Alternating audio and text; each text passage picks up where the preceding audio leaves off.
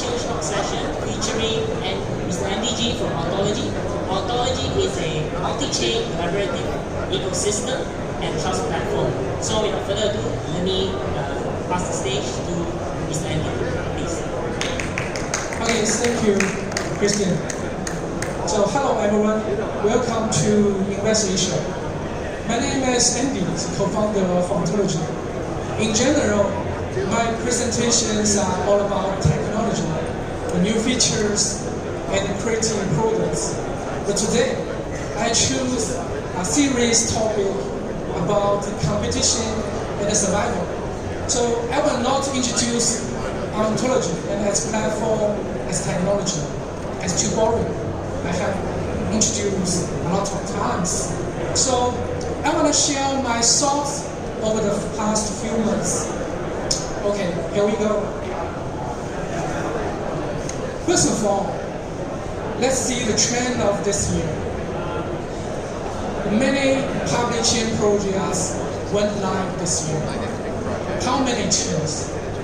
You don't believe? More than hundreds public chains go live this year. However, more than half are dying or already dead. Whatever they are backed by Turing professor, a big company, or super KOL. I think only President Trump can help these projects. As a blockchain entrepreneur, everybody wants to change the world. Instead, now we only can think about survival. Let's see this picture. This picture shows a percentage of total market cap. That's a BTC's dominance. Bitcoin has reached more than 70% level, a higher level. But how about Ether? Going down. How about EOS? Going down again. Oh, that says AUNT. I feel so sad, but not too bad. We are together with Ether and EOS. So, what's going on? The individuals or believers, they are tired of listening to technical stories. The new IEO and the new scam coin just attract people's attention. They are crazy at making money. Actually, they don't need blockchain technology. So there's no real business and no cash flow. All of blockchain projects, no cash flow, except the big crypto exchange. I found that only the crypto exchange hold the after dinner and VIP dinner during this event, so they are rich. And the institutional investor, they are smart. They know how to leverage the sentiment and change the game room. So we will see the backed by ICE and Starbucks, Microsoft Venture, a big platform, an institutional platform, will go live this month. But no one knows what will happen.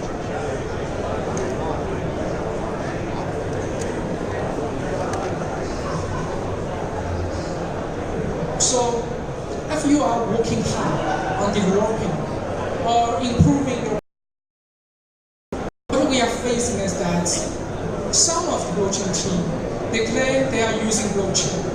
Actually, they are real Ponzi scheme. Some of them, they saw fake pinpoint and run them out. So they cannot reply, why blockchain? They just want to issue a token or cryptocurrency. So some of them has an imbalanced team structure. So a pioneer creative team, they are lacking of tech resource. A tech team, they are lack of operation, PR, marketing. So all token economy crash. It means the token economy they design doesn't affect the real business or bring value to real business. If the incentive mechanism doesn't work, the whole ecosystem will die. Rely on the 3M. Who knows the 3M? Another Ponzi scheme for engaging people by their members. Some scam team are using this model. So, depends on the bullish market for food. In 2017, everybody said quota is low. After 2018 and 2019, they feel upset. No, they are losing faith, and they just said no loss anymore. Bullish market, please. And how can we learn from other industries? You know, there is a dot-com bubble in the country. So what can we learn from other industries? I think history is interesting. Honest one may not become the winner. For example, let's see the search engine. Yahoo come first, but Google caught up from behind. And the social networks, the Friendster come first, but Facebook caught up from behind. To the mobile OS, we have seen BlackBerry, Nokia, the Wing Mobiles, Palm OS, so many platforms, but iOS and Android win this game. Luckily, there is an opportunity to all players because the winner have not appeared in blockchain industry. So let's think about several questions. How to become the winner?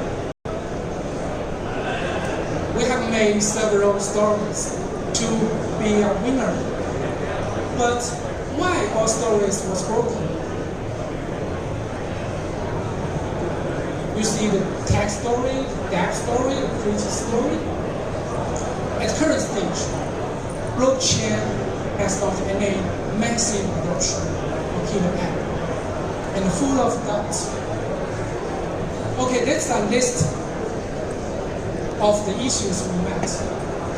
The poor user experience, the low user activity, unsolved tech improvement, the expensive transaction fees if you use the Ethereum, a higher transaction fee, and the ridiculous governance model. Some projects just hold the decentralized governance model, but that model is trashed.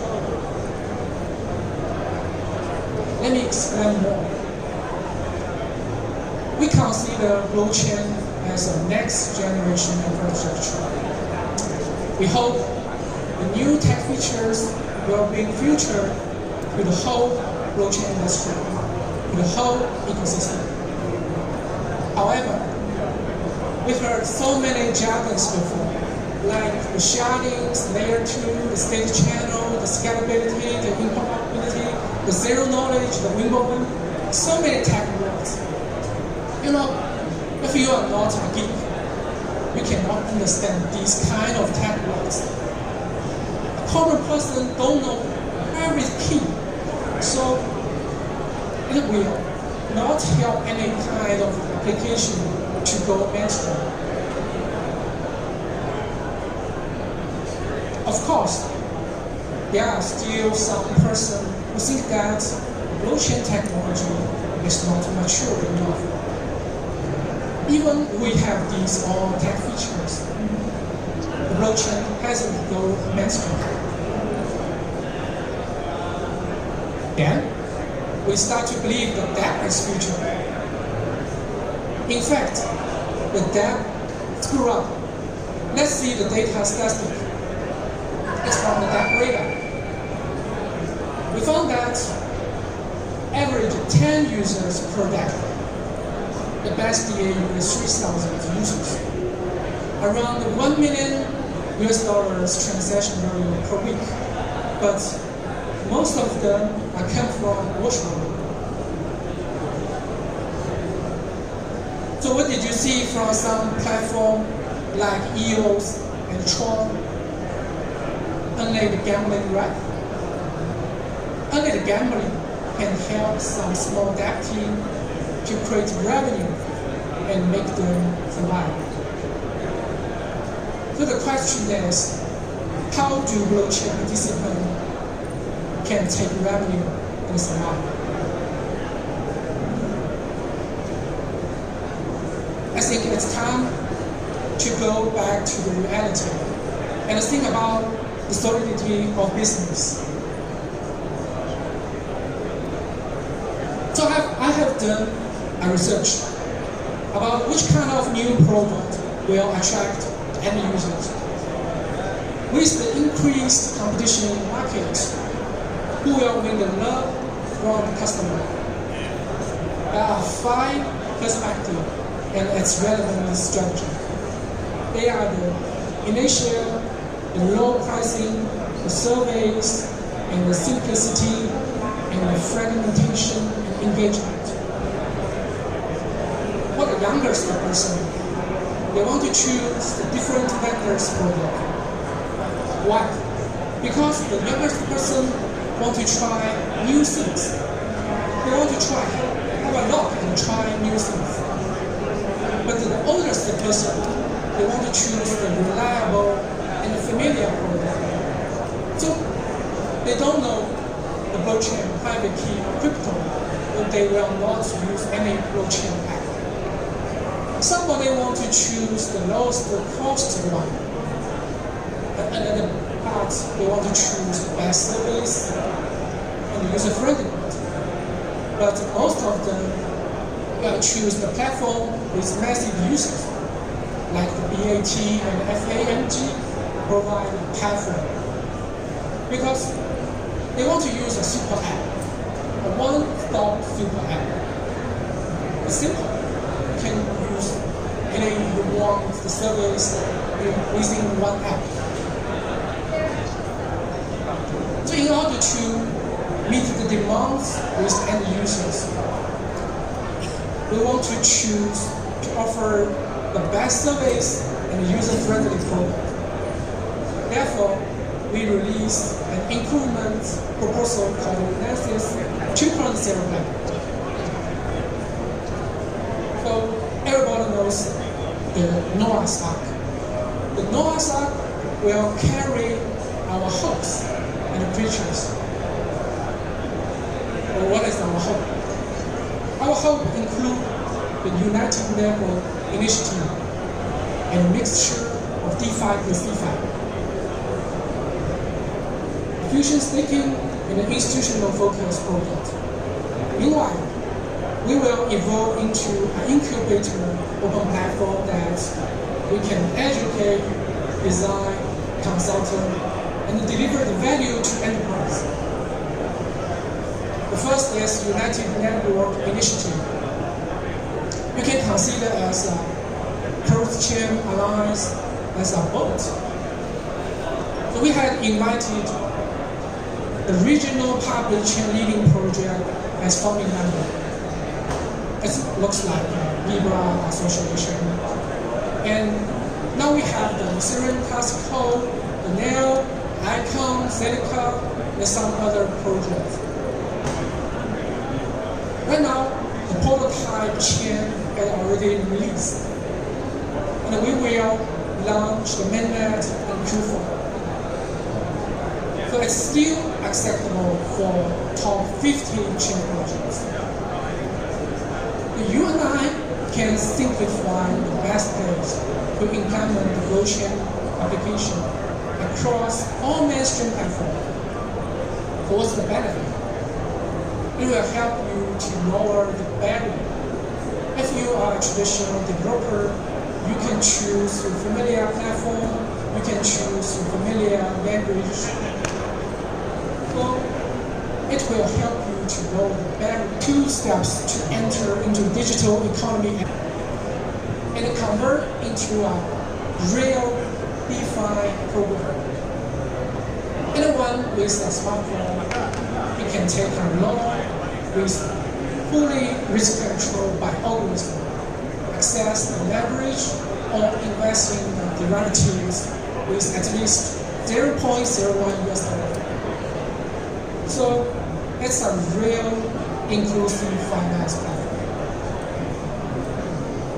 The third is fusion staking. Fusion staking is a new staking business model, which you don't need to know any common knowledge. First, the easy funding. You can link with your bank account, your crypto wallet, to Ant debit card. I can show you the debit card. If it works on traditional debit card, it's issued by Verity Bank. It works traditional, but it can support Verity digital currency and fiat currency. So it's easy deposit. You can simply exchange to other cryptocurrency and fiat currency. It will supported by Verity Bank who want to support crypto. So it's a distributed collaboration bank network. The second is tradable stake. We provide a function. Whenever you want to settle the profit, you can trade or stake. The third is multiple stake. You can customize your stake reward. For example, you can stake out, get Bitcoin. You can stake EOS, then get out. So you can choose any fundamental token and reward tokens. It's all customized. For the credit card, it's simple. You can spend your staking balance and staking reward. We will offer more services like the payment, the retail payment, the booking, or any e-commerce related service. So you can easily use a virtual card, like Apple Card. It's a real virtual credit card. You can spend this kind of balance to the real world business.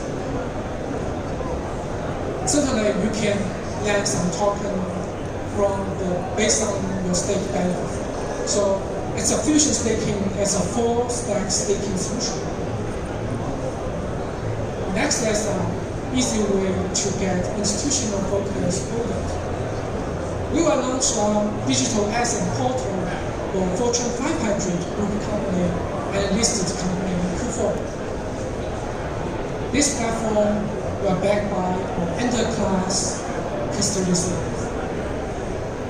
So we will offer some trust product, an ETM product, the ETP product, or even the ETF product.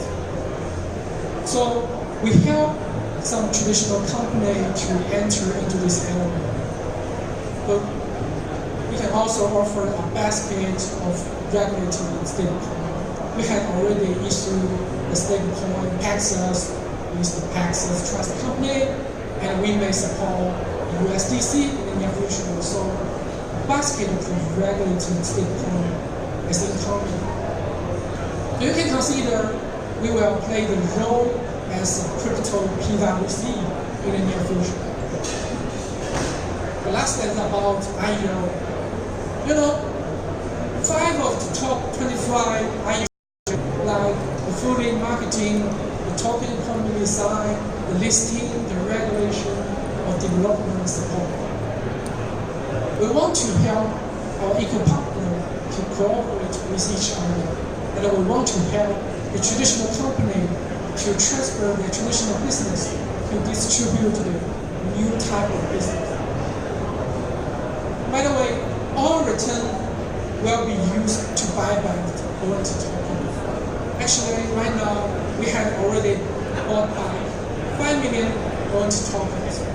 So I think the strongest reward is show your performance and show your performance. If you are interested in our service and incubation program, please keep in touch.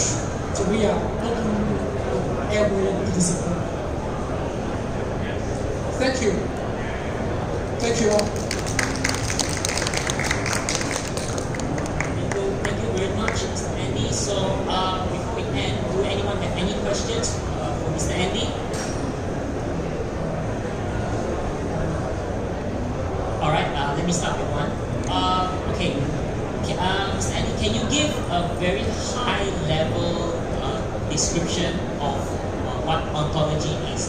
what the project is focused on right now for the next 2 years to 5 years?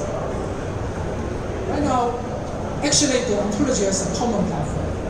We are providing the high performance, multi-chain solution, and a trust ecosystem.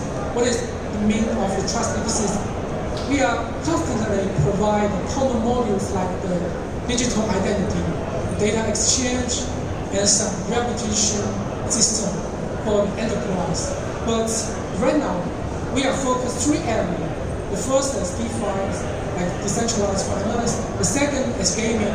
The third is sharing economy, like the content sharing, the live stream, some like related business. Because these 3 areas can have cash flow, so we can easily transfer this kind of the success company to build a real designer one. You can consider that platform, but I think if you have a successful business model, it will help to find a real adoption to the blockchain industry. Right now, we haven't any real adoption because the blockchain's user is not enough.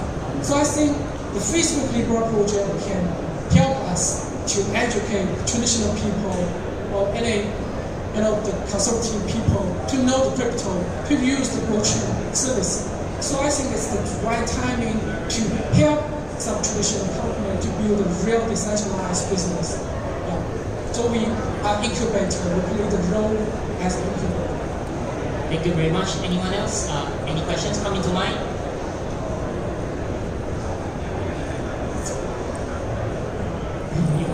What's your view about the future of trustless stablecoins? Will it be included in your economy in the future? I think it's similar to I just mentioned the DeFi strategy. So it will smoothly start as a CeFi program like Paxos, so the Gemini, US dollars, USDC, they are centralized. So they are just backed by the real US dollars reserve. But the MakerDAO has explored an opportunity for a decentralized one. So right now, we need to find a balance between the decentralized and the centralized. So we can try the decentralized one first, but after more and more people know the benefits from the decentralized, we can easily convert these users to the decentralized programs like MakerDAO or new MakerDAO. Any other questions? We have one from live stream. Okay, so you also mentioned that right now DEX is sort of a sinking ship, like moving very slowly, right? So the question here is, are you still trying to focus a lot on the app? And if yes, what other incentives are you putting in to actually encourage people to use the apps? Yeah, well, I just mentioned we released the Renesas 2.0 plan. Do you know what is the Renesas 1.0 plan? That's that incentive program. I think it has failed because we want to incentive the app developers to use the platform. What kind of platform? It's okay. We just want to engage them to use the blockchain service. But only the gambling can get some revenue. Their team cannot pay not salary to their employees, so they want to survive. So it's not a technical program. So the incentive just pay to the users. They just want to get some airdrop, free money from the foundation incentive program. So this incentive program was failed.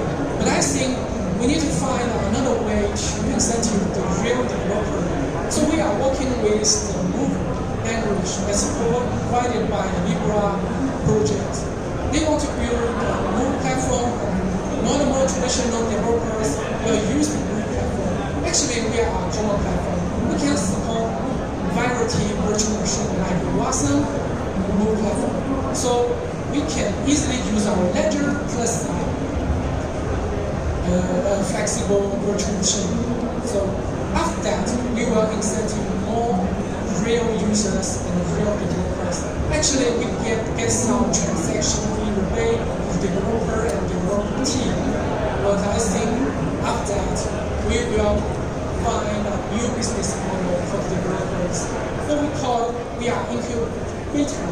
So we can help them to build a virtual company and incubate a virtual, their projects. That's much more makes sense.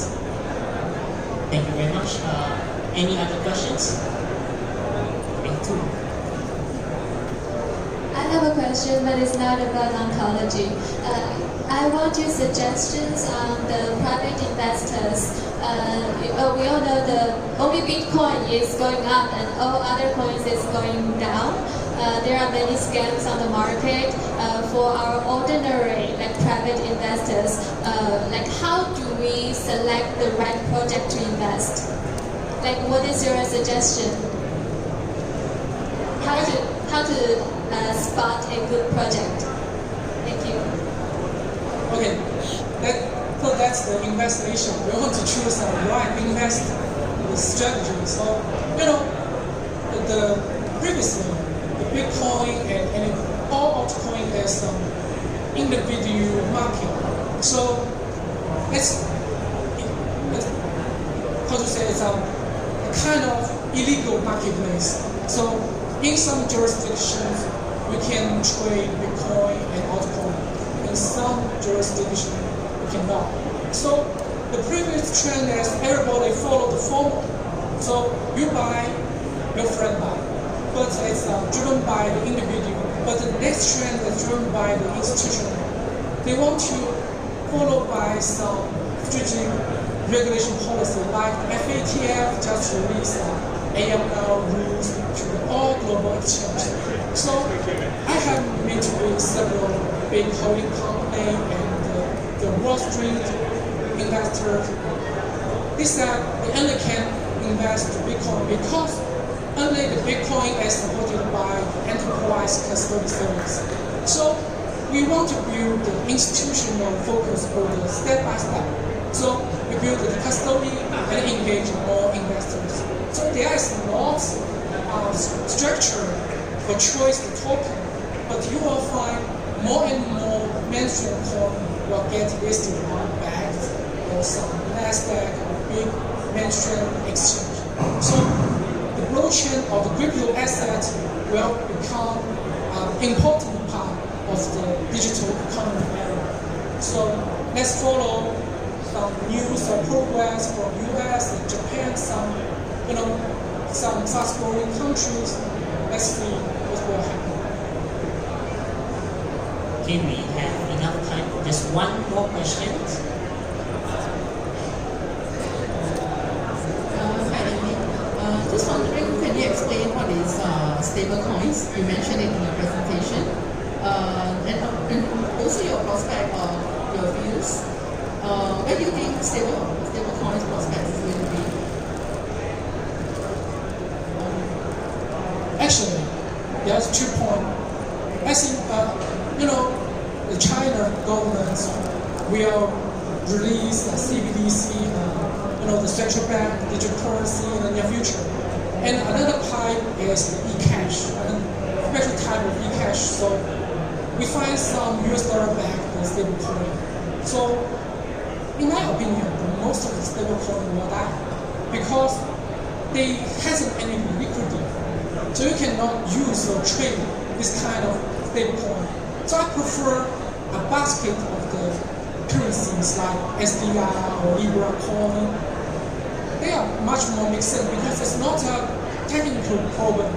The more and more traditional financial institutions have to use the stable coin. In Japan, the big bank just issued the J-coin, but no one used because the retail market doesn't support the stable coin. But we find an opportunity that in 2020, the Japanese governments want to increase the cashless rates. So they may choose the e-cash, they may choose the coin, whatever.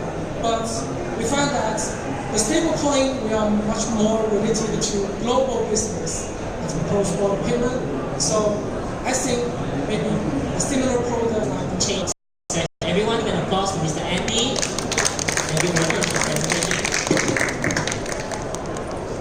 Okay. Okay, thank you. So we have come to a close. But before that, let me pass the mic to Mr. Jin. Sure. Thank you so much, Chris. So, moving up next, we have our two co-founders of CoinGecko, which will be TM and Bobby, who will be coming up to share with us a little bit about CoinGecko. And just a bit of a background, CoinGecko is one of the largest crypto data aggregators, but I'll not share too much, so I'll leave the stage to the co-founder, TM. Thank you, Jin. So, today we're going to be introducing and making an announcement on one of the latest updates that different crypto social media stats and on-chain data. Last few months, there has been a lot of news and headlines regarding fake trading volume by exchanges. And it is definitely a huge problem because these exchanges are engaging in very questionable practices in order to stand out against the pack. In the traditional financial market, you would think that a highly liquid exchange will have high trading volume. But in an unregulated market like cryptocurrency, you start to wonder how this number come about. So some of the ways that exchanges are bringing in fake trading volume would be by way of straight out fake volume reporting in their dataset, transfer mining by encouraging traders to trade and earn a rebate, and that in turn increase the trading volume. And the third one is straight up wash trading. So that can be done internally or via a third party. Basically, they trade between the bid-ask spread, thereby increasing the trading volume when no actual trades are being made, because traders who come into the exchange are not going to be able to fill up these orders. So our conclusion is that trading volume is no longer a good indicator for liquidity, and we need to look for something better than that. And this is a snapshot of July 2019, where if you rank exchanges by trading volume, you start to see a very, very weird result that is strange from what you think a big exchange would sound like. So back in May 2019, at Consensus New York, 4 months ago, we launched this thing called Trust Score, which the goal is to better measure liquidity by analyzing new metrics like web traffic and order book. So the way we do this is that we think that an exchange that has high trading volume should have high web traffic. If the converse is true, that means something is not right, because you don't have the traders to back all the trading volume that you report. Second one is order book. So we look at the bid-ask spread of the trading pair for a given exchange, and a highly liquid exchange will typically have a spread that is very, very thin, which is very close to the market price. Second is we look at the depth, the thickness of the order book. An order book that is thick will allow traders to come in and trade large amount of money without moving the market price of that trading pair on the exchange. If the exchange is illiquid, just a few $100s would then move the price by a huge percentage, thereby not being able to trade at the most market efficient price of the exchange.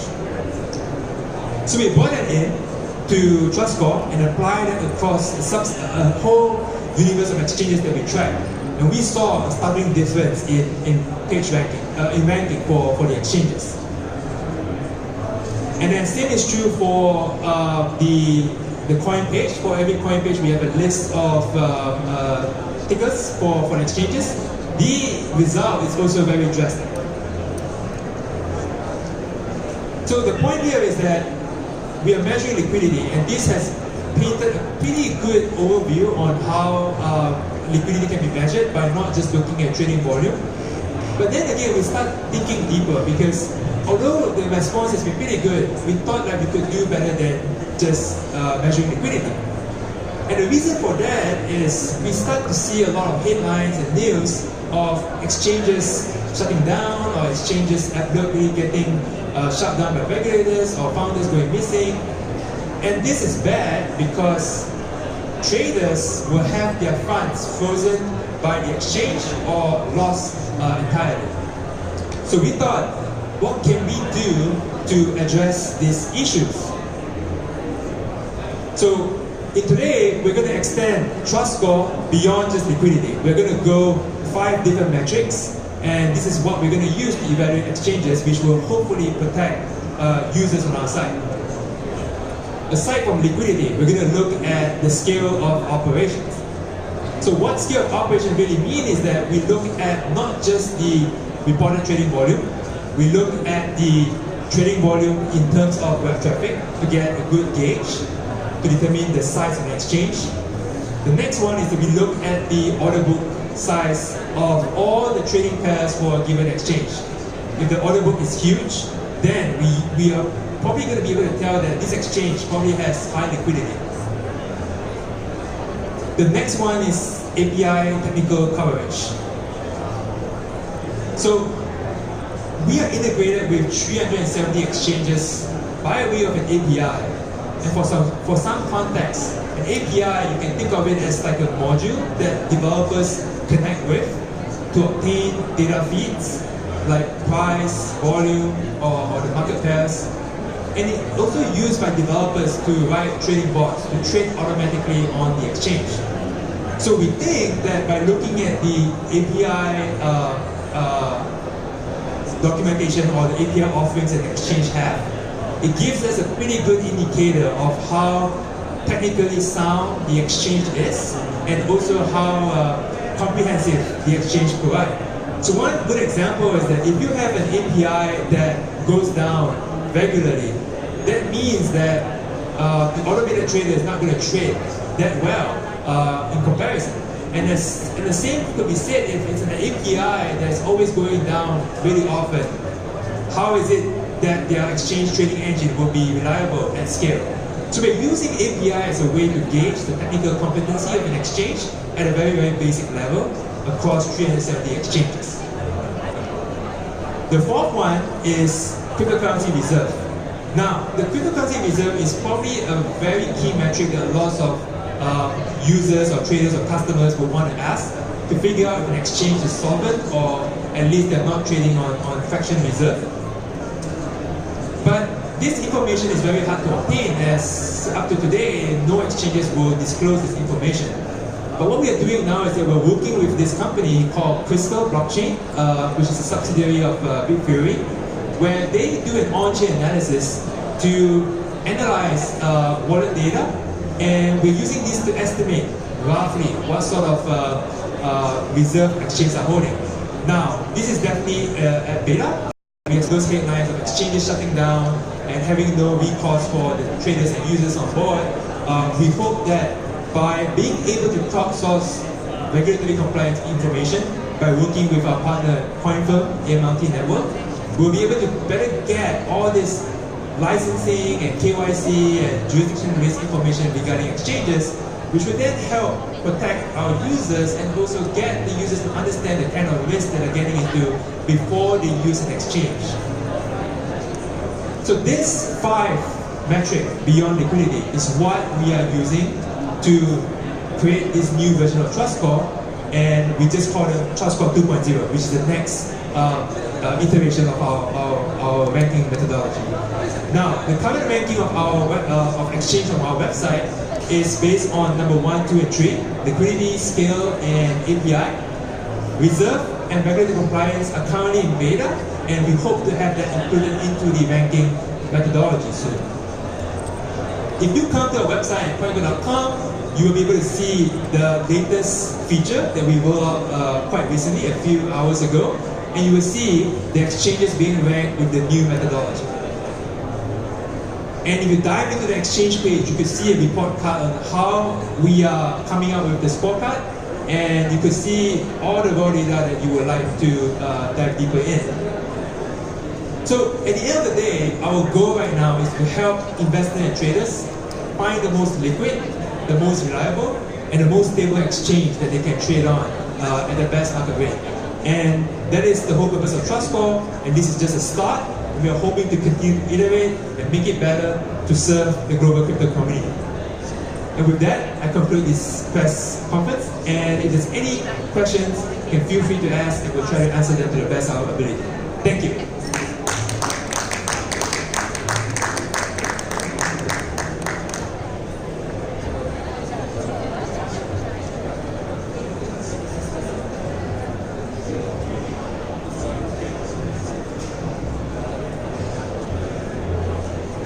Right, so the floor is now open for any questions. So if you have anything in mind, please feel free to speak out. I'll hand you the mic.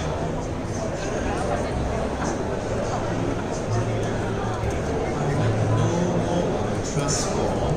I think just now, currently you have Shopee and the other two is databases. So each category, the maximum score is just now when you flash, currently it's for 10 point, 9 point. So what are the maximum score for each category? Right. So at a high level, the points are 3.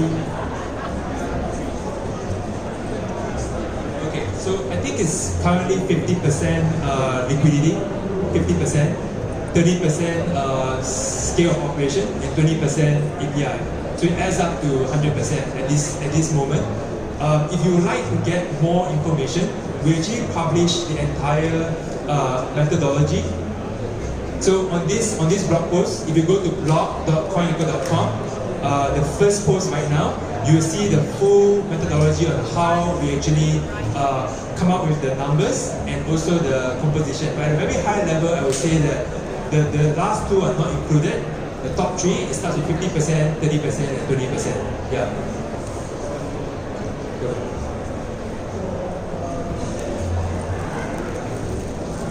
Alright, any more questions from the floor?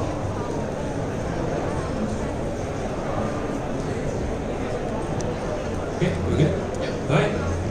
Right. Okay. Thank you. Thank you very much. Sorry.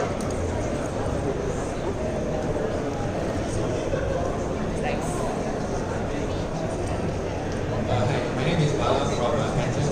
We're a local company. And my question is, if you were to review the liquidity of the organizations, is it possible that you might face backlash? Yeah, so when we launched TrustScore 1.0, which we already start to dive deeper into the order book and trades, I think this is something that the users are asking. So prior to launching TrustScore, the reason for this is because most of the users of CoinGecko, they complain to us that we misled them to exchanges that are not liquid, and you can't trade at the market price that's being advertised. And number two is when they deposit funds into the exchange, they can no longer withdraw it. And this is definitely bad for users. So after we did this, the feedback that we got was pretty positive from the user side. And the exchanges are also looking to improve transparency and wanting to be more transparent to their users in order to stand out from the pack. So I think this is something that the industry needs to move on to mature, rather than staying on with the usual reported trading model, which is really opaque and vague, that we don't know for certainty like how much of it is real or not. So in order to counter this, we are bringing in additional metrics that are important for traders to look at and simplifying in a way that they can understand by using a point system or traffic light system, and hopefully that will be beneficial at the end result for the users.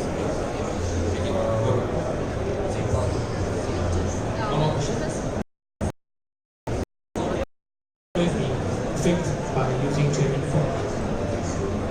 Yeah, so it's a very good question, and I would say right now those problems is still unsolved. If you look at our liquidity right now, we are looking liquidity score right now. We are looking at order book only, and we're looking at the depth and the spread. So exchanges right now are sort of like not putting any sort of fabrication in that part of the data. So that's why after bringing in this in, we start to see a very, very effective measure to weed out some of these exchanges. If an exchange wants to fabricate the order book, I would say it's possible, but the game is going to get much more harder. It's going to be more expensive to do so. In terms of trades, we are still trying to do some research on how we can tell whether it's a bot or not. Based on what other people are doing, based on their own research pieces when we learn from each other, is that they look at patterns, they look at trends, and I think at the end of the day, it's a combination of looking at trends, pattern, and also if the exchange has licensing from a jurisdiction. Because if you have a license from, say, a country like Japan, for instance, they would not allow you to use bot trading. And we need to bring in this metadata to combine that with some of these numerical data that we got to kind of determine an exchange is good or bad, in my view. Yeah. So just looking at numbers alone is probably not going to be enough. We need to bring in subjective data points to combine them together. Yeah. Thank you. Thank you. Right, any more questions from the floor? Okay, thank you very much for your time. Hopefully it's been something useful. Yeah, thanks.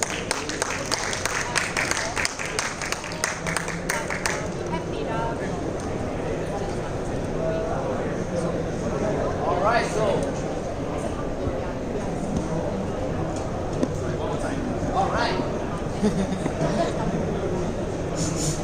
Alright, so with that, we would like to thank you for your time, for being here. It is a real honor having all of you here, ladies and gentlemen. We are closing the stage for changelog only for today, but we will be back again tomorrow at 11 a.m. So if you're coming back, do visit us here. If you're not, tell a friend.